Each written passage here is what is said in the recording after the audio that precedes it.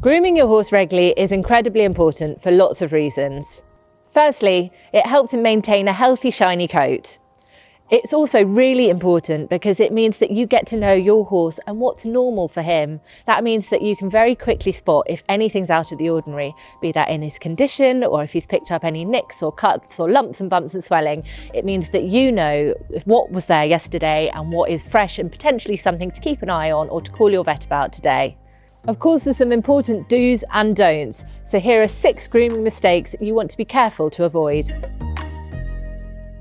Before you start, you want to make sure that your horse is in his head collar and securely tied up, because this is the safest and also the easiest way to start. Most horses love being groomed, and it's really nice for riders as well, as it's a lovely way to bond with your horse. But some can bite and kick, so you want to be alert to this, which is another reason why it's a good idea to have them tied up and just to keep your eyes and wits about you. You want to be grooming the right amount for your horse and the way he's kept. So you want to be grooming enough that you are able to be bonding with him, you're keeping his coat nice, you're spotting any unusual nicks or bumps and lumps and things. But you don't want to be over grooming him if he's kept out and removing oils from his coat. For example, if you've got a stable kept horse, you want to be removing his rugs and grooming him daily. But if you've got a horse that's living out and is roughed off, then you do still, of course, want to be checking him and making sure that there's no lumps and bumps or anything unusual going on there. But you don't want to be grooming to the extent that you are stripping essential oils from his coat. Never brush a wet horse. It will just stain their coat and cause irritation. You want to wait for the mud to dry and then brush it off. Be cautious about washing your horse too frequently. As tempting as it might be, you want to be really careful that you're not washing out essential oils from his coat that he needs to protect him from the elements.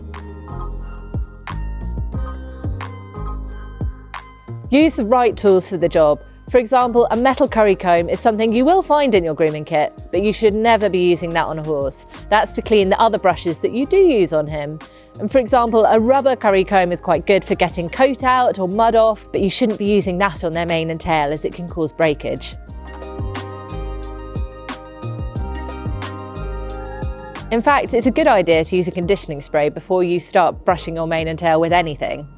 Then you want to separate the tail into sections and work through it gently, again so that you're not breaking the hair. A tail that's brushed regularly will be much easier to manage, but you don't want to be using conditioning sprays if you're about to start plaiting, as this is going to make the hair much too slippery to do the job well. Use the right brush. A soft body brush is not going to be as effective as a dandy brush to remove mud, for example, and you'll be there for a very long time. Once you've got rid of the worst of the mud, a softer brush will get rid of the dust and add shine if needed.